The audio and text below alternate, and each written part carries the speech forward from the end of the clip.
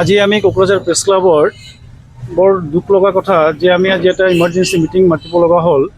ঘটনাটো হ'ল যোৱা 16 জুলাইত ৱৰ্ল্ড স্নেক ডে অবজাৰ্ভ কৰিবৰ কাৰণে বন বিভাগ BTC বন বিভাগৰ CSD এটা প্ৰগ্ৰাম অনুষ্ঠিত কৰিছিল।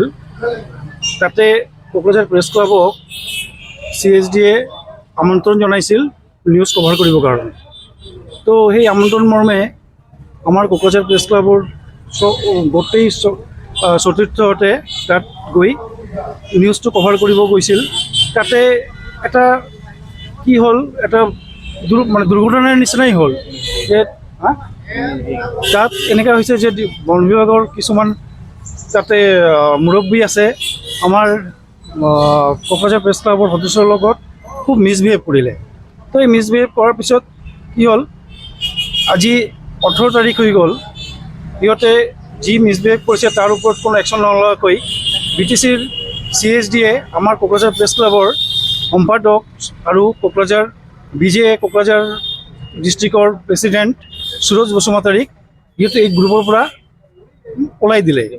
তো সেই ৰিমুভ কৰাৰ কাৰণে যিটো আমি সহজে ল'ব পৰা নাই, য'ত সিহঁতে মাতিছে, CSDয়ে মাতিছে, CSDৰ আমন্ত্ৰণ মৰ্মে আমাৰ কোকৰাঝাৰৰ গোটেই সাংবাদিক তাতে গৈছে।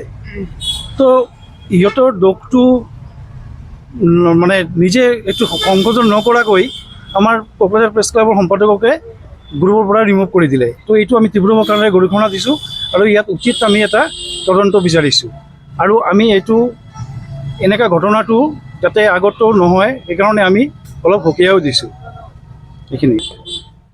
আৰু যোৱা 16 জুলাই তাৰিখে BTCৰ বন বিভাগৰ CSD কাৰ্যালয়ৰ আমন্ত্ৰণ মৰ্মে কোকৰাঝাৰ প্ৰেছ ক্লাবৰ সমূহ সদস্যই যিটো ৱৰ্ল্ড স্নেক ডে বিশ্ব সৰ্প দিৱস, সেই সৰ্প দিৱসৰ কাৰ্যসূচীত আমি গৈছিলোঁ।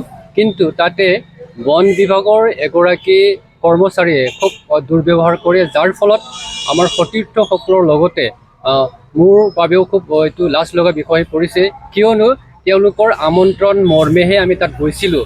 গতিকে সাংবাদিকসকলক সন্মান দিয়াটো আৰু তেওঁলোকক যিখিনি কাৰ্য সেই কাৰ্যখিনি সম্পাদন কৰিব দিয়াটো তেওঁলোকৰ কৰ্তব্য আছিল। কিন্তু তাকে নকৰি কি কৰিলে, 16 তাৰিখে যিটো অপ্ৰীতিকৰ ঘটনা সংঘটিত হ'ল তাৰ পৰিপ্ৰেক্ষিতত মাথো মই 3 শাৰী বাক্য লিখিছিলোঁ। কিন্তু সেই কৰ্মচাৰীজনৰ বিৰুদ্ধে BTCৰ বন বিভাগৰ CSD মুৰব্বী বিষয়ে কোনো ধৰণৰ ব্যৱস্থা গ্ৰহণ নকৰি, অথচ তেওঁৰ বিষয়ে বা CSDৰ বিষয়ে মই কোনো ধৰণৰ লিখা নাছিলোঁ, মন্তব্য কৰা নাছিলোঁ। কিন্তু আজি 18 জুলাই হৈ গ'ল, 18 জুলাই তাৰিখে পুৱা BTCৰ বন বিভাগৰ CSD বিষয়াগৰাকীয়ে হঠাতে যিটো ফৰেষ্ট মিডিয়া গ্ৰুপ, সেই গ্ৰুপৰ পৰা মোক ৰিমুভ কৰি দিছে। কাৰণটো আমি বুজি পোৱা নাই। আচলতে যিখিনি সঁচা কথা, সেই সঁচা কথাখিনি ক'বলৈ যাওঁতে তেওঁলোকৰ গাত লাগে নেকি, সেইটো আমাৰ প্ৰশ্নবোধক চিহ্ন আহি পৰিছে।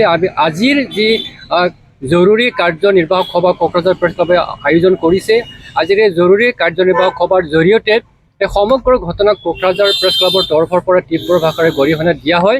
লগতে BTCৰ বন বিভাগৰ দ্বাৰা প্ৰেৰিত যিকোনো ধৰণৰ বিবৃতি বা তেওঁলোকৰ চৰকাৰী কাৰ্যসূচীসমূহ সাময়িকভাৱে তেওঁলোকৰ বাতৰি পৰিৱেশনৰ পৰা আমি বিৰত থকাৰ কাৰণে সিদ্ধান্ত গ্ৰহণ কৰিছোঁ। লগতে ভৱিষ্যতে যাতে এনেধৰণৰ দুৰ্ভাগ্যজনক ঘটনা আমাৰ লগত সংঘটিত নহয়, কিয়নো আজি মোক কৰিছে, মোক কৰা মানে কি সকলো সাংবাদিককো কৰিছে। গতিকে এই সন্দৰ্ভত আমি এই বিষয়ে যাতে উচিত আমি ন্যায় পাব পাৰোঁ, তাৰ কাৰণে BTCৰ বন বিভাগৰ যিগৰাকী কাৰ্যবাহী সদস্য তেওঁকো আমি ইতিমধ্যে জনোৱাৰ কাৰণে সিদ্ধান্ত গ্ৰহণ কৰিছোঁ। আৰু যেতিয়ালৈকে BTCৰ বন বিভাগে আমাৰ ওপৰত হোৱা যি দুৰ্ব্যৱহাৰ তাৰ ওপৰত যদি তেওঁলোকে লিখিতভাৱে কোনো ধৰণৰ উত্তৰ নিদিয়ে, তেতিয়ালৈকে আমাৰ যি সিদ্ধান্ত সেই সিদ্ধান্ত অটল থাকিব। BGFক কিবা জনাব?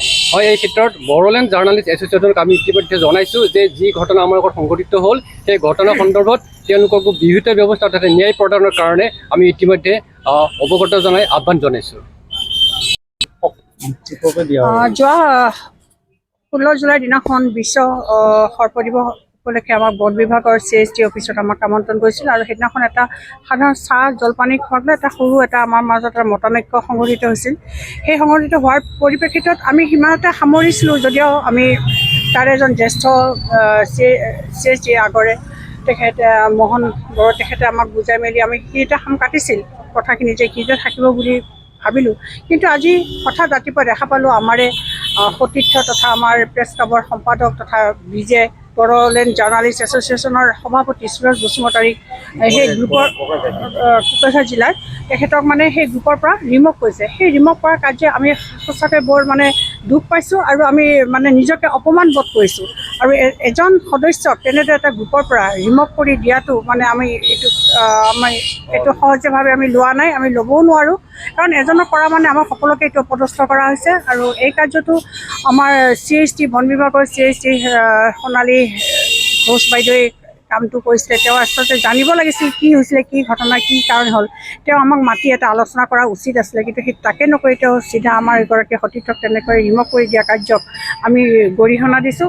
আৰু আশা কৰোঁ ভৱিষ্যতে যাতে তেনেধৰণৰ কাম নকৰে, কিবা এটা আমাৰ মাজতো এটা আলোচনা বিলোচনা কৰা উচিত। আৰু এই সন্দৰ্ভত আমি ইতিমধ্যে কিছুমান সিদ্ধান্ত লোৱা হৈছে, আমাৰ সম্পাদক মহোদয়ে জনাইছে। আৰু আমি যিমানখিনিলৈকে এইটো সমস্যাটো সমাধান হয় তেতিয়ালৈকে আমাৰ সিদ্ধান্তত আমি অটল থাকিম।